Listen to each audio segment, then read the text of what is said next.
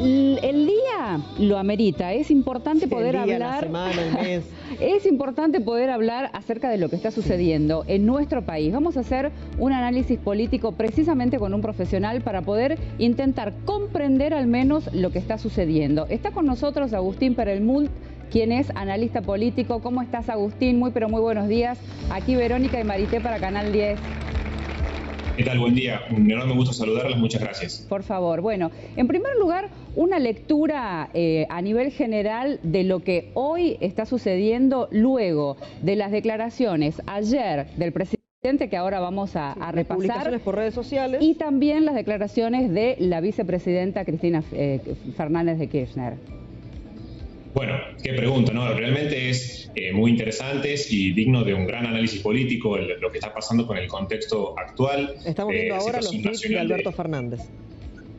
La situación de Argentina, por supuesto que no podemos dejar de tener en cuenta, en primer lugar, el resultado del domingo, por supuesto, de las primarias abiertas, simultáneas y obligatorias, pero también en general lo que tiene que ver con este gobierno, que no deja de ser un gobierno de coalición, ¿no? Un concepto que no se puede dejar de tener en cuenta.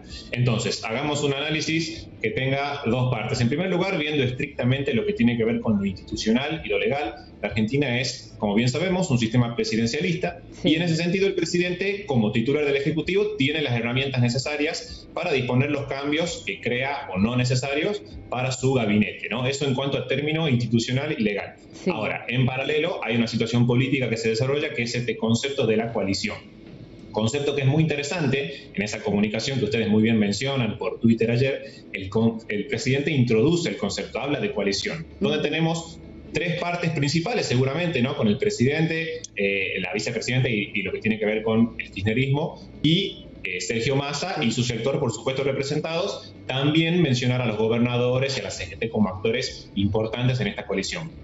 Ahora, lo que es muy importante mencionar es que la Argentina es un sistema presidencialista no acostumbrado a los gobiernos de coalición. Y a diferencia de otros países, como es el caso de Europa, donde se generan gobiernos de coalición de manera permanente, existen en esos países resortes institucionales, y esto analizando estrictamente desde la ciencia política, para sanear crisis de las propias coaliciones, en donde rápidamente una coalición se desarma, se rompe y se genera una nueva y surge un nuevo gobierno, ¿no? A partir de una crisis propia. En la Argentina esto no puede pasar. Tenemos un gobierno que dura necesariamente 4 años y no existen resortes institucionales para sanear crisis internas de las coaliciones, como evidentemente está sucediendo ahora. Una crisis que, por supuesto, como ustedes muy bien dicen, potenciada por el tweet o los tweets de ayer. Por supuesto, después podemos entrar en un detalle más fino de decir era o no el mecanismo necesario, era o no el contenido que tenía que tener, y ni hablar de la carta, ¿no? La comunicación de la vicepresidenta horas después, en el marco de esta ola de renuncias o de ofrecimiento de renuncia de un sector del gabinete, que por supuesto introduce otra variable que no podemos dejar de tener en cuenta, que es la variable del tiempo, ¿no? Hagamos un poquito de historia reciente rápidamente, lo que tiene que ver con la Argentina y las PASO. Tenemos 10 años de PASO en donde se han dado situaciones en donde los oficialismos pierden en las PASO y tienen que revertir o intentar reducir daños rumbo a las generales. Hay antecedentes favorables para el gobierno, en este caso los hay. San Luis, sin duda, el caso más emblemático de un gobierno que pierde en las PASO y después remonta una elección, pero la tendencia le es desfavorable. Es muy difícil remontar ese tipo de resultados. Ahora, ¿cómo se puede remontar o qué medidas suelen suceder? Tenemos principalmente dos. Por un lado, cambios en el gabinete, cambios de figuras, y por el otro lado, reactivación económica, ¿no? Es lo que suele apelar los oficialismos argentinos en situaciones análogas. En ese sentido, decir que el gobierno quizás esperaba que baje un poco la espuma y a partir de ahí introducir esos cambios, pero la realidad es que ante la ola de renuncias y ante la comunicación de la vicepresidente, queda mucho menos margen temporal y mucha más urgencia para que el presidente tome alguno de estos caminos y alguna de estas decisiones. Bien. De nuevo. Sí, Agustín, has hecho un análisis general completo y clarísimo. Ahora, sería interesante que podamos ir, como bien decías, detallando algunos aspectos para poder analizar también lo que pasó en la jornada de ayer. Si bien ya marcaste algo ahora en lo que dijiste, ¿te parece que repasemos, Vero, en primer lugar, algunos de los comentarios del presidente en los tweets, para después hablar también de la respuesta de Cristina y en función de esto ver qué es lo que nos podría pasar? Por ejemplo, el presidente Alberto Fernández dice: he oído a mi pueblo, la altisonancia y la prepotencia no anidan en mí, la gestión de gobierno, y creo que esta fue la frase fundamental, la gestión de gobierno seguirá desarrollándose del modo que yo estime conveniente. Bueno. ¿Sí? Esto sí. Es lo que desembocó, ¿crees vos, luego la respuesta de Cristina, pero también analizar lo que dijo el presidente? Coincido, yo en ese punto coincido con vos, me parece que es de lo que fue ese hilo, el mensaje más interesante está en esa frase, si bien incluso algunos analistas dijeron que tendría que haber ido un poco más allá en ese desarrollo de dejar en claro quién es el titular del Poder Ejecutivo. Me parece que en cuanto a análisis estrictamente discursivo, ¿no? y de condiciones dadas desde lo que es la ciencia política, ese es el punto más importante en donde él reafirma o intenta reafirmar justamente su liderazgo. Después otro punto es, como bien vos decís, que eso genere la respuesta también a través de una comunicación, lo cual también es para analizar, ¿no? No se trata de conferencias directas o abiertas como sí había pasado en otro momento de la pandemia, sino que es a través de escritos, ya sea por redes sociales o por medios de comunicación, en donde entonces la vicepresidenta responde a ese hilo de tweets. Pero también no podemos dejar de tener en cuenta las renuncias de los ministros cercanos a la vicepresidenta y lo que eso genera para el propio presidente, de nuevo, en ejercicio, en replanteo, pensándose, no podemos dejar de tener en cuenta las posibles medidas económicas que estaban pensadas para anunciarse justamente ayer. Se decía que el día jueves era el día para esas medidas, para esa batería de medidas de reactivación económica. Por supuesto que la agenda política y mediática general queda totalmente copada por esta carta, ¿no? Esta comunicación que se desarrolla desde Cristina, y a partir de eso cualquier otra noticia no tiene relevancia. En ese sentido, es hasta interesante mencionar que, por ejemplo, ayer intentó entrar en la agenda Rodríguez Larreta, que hizo una conferencia, realmente no se enteró nadie, no se ve de ningún lado, porque la agenda está totalmente copada por esta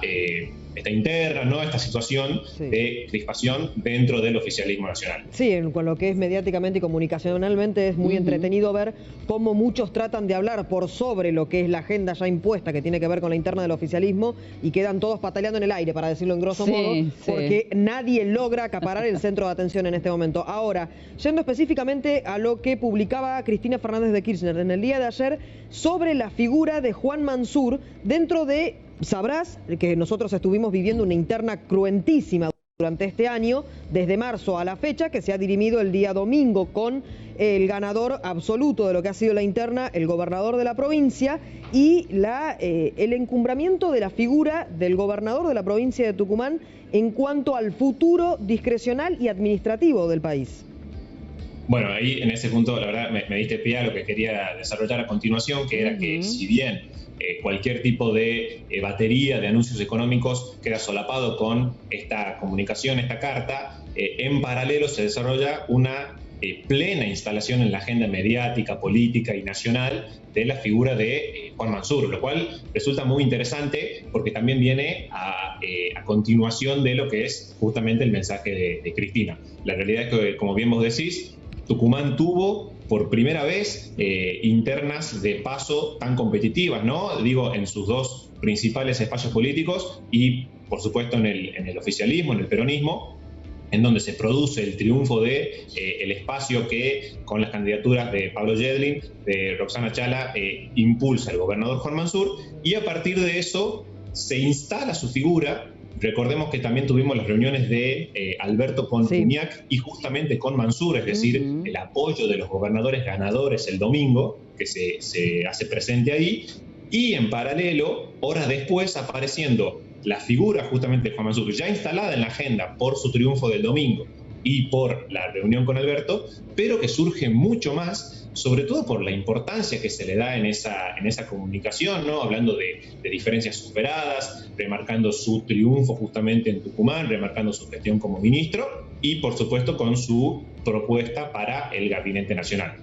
Después, por supuesto, que podemos entrar en un análisis más detallado para saber qué implica cada uno de esos mensajes, pero la realidad es que, como bien vos decís, queda instalada su figura en la agenda, en el proceso de instalación de esta agenda. Bueno, justamente Mansur es un nombre que está sonando y mucho aquí en Buenos Aires en estos días y después de lo de ayer, y vamos a ver cómo se desarrolla este devenir político, ¿no?, del actual gobernador de Tucumán, que sin duda va a tener mucha más importancia, que vamos a decir, ya la venía teniendo, ¿no? Tenemos muchos secretarios tucumanos, secretarios y secretarias ocupando el Gabinete Nacional, pero ahora su figura toma más importancia. Agustín, para cerrar, cuando hiciste el análisis general al inicio de la nota, contaste, bueno, cuáles son las posibles alternativas que podría tomar el gobierno aquí en Argentina. ¿Qué pensás realmente que puede pasar y cuáles son tus previsiones, una mirada, digamos, anticipatoria ante las próximas elecciones de noviembre?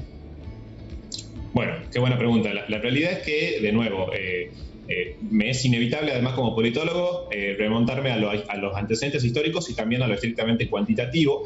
Y en ese sentido hay un ejemplo para el oficialismo actual, quizá un ejemplo sorpresivo, que es el ejemplo del oficialismo anterior en 2019. Recordemos que en ese caso el gobierno de Mauricio Macri sufre una muy dura derrota en las PASO de 2019, pero logra achicar muchísimo los márgenes en las generales y en el balotaje. Bueno, en este caso, seguramente el oficialismo va a aspirar a eso, a reducir todo el daño que se pueda, pero en ese sentido no podemos dejar de tener en cuenta otra variable, que es la variable parlamentaria.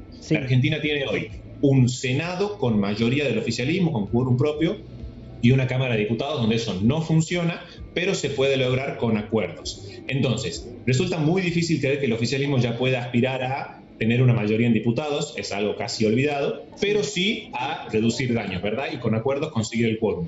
Pero donde sin duda es muy importante que el oficialismo mantenga los números es en el Senado.